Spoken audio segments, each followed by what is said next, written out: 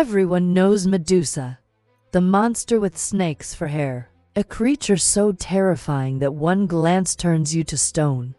But what if I told you this story isn't true? This is not a tale of evil, but of injustice. What if Medusa wasn't born a monster, but made into one? Long before the curse, Medusa was one of the most beautiful women in all of Greece, a young priestess in Athena's temple. Sacred, pure, devoted, her hair glowed like gold, her eyes shone with serenity, and her beauty became legendary and whispered about her across Greece. In a world where gods and men collide, beauty can be a double-edged sword, sometimes a blessing, sometimes a curse. And her beauty, it definitely attracted some dangerous attention. Even the gods couldn't resist noticing her. One god, in particular, desired what he could not have. That's where things start to get really messy. One fateful night, Poseidon, the sea god, descended into Athena's temple. Waves crashed, stones shattered, and the sacred halls trembled. Medusa begged for mercy, but the sea god ignored her cries.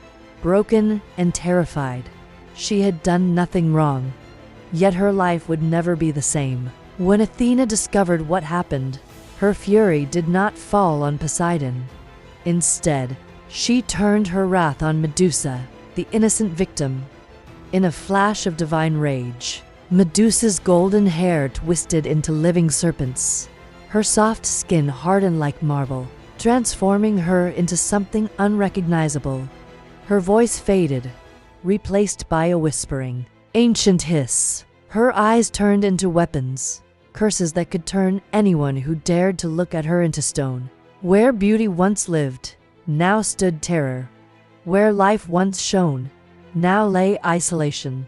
Banished to a distant island, Medusa lived alone, not out of cruelty, but because anyone who approached her was turned into stone, not by choice, but by fear and instinct. It's like she was trapped in a nightmare of her own making. You know, warriors, hunters, thieves, all came to kill her. They thought they were heroes, but all failed. Each failure fed the myth of the so-called monster. Yet behind every statue was a story of someone who attacked her first, driven by their own greed or desire for glory. Stories of Medusa spread like wildfire. Fear twisted her tragedy into horror. Humans love monsters, especially ones they don't understand. It's easier to label someone as a monster than to confront the pain behind their story, right? Until one day, Perseus, the so-called hero of the gods, arrived with a divine mission, not to save her, but to bring a trophy to Mount Olympus. He didn't find a terrifying monster, but a woman, alone and asleep.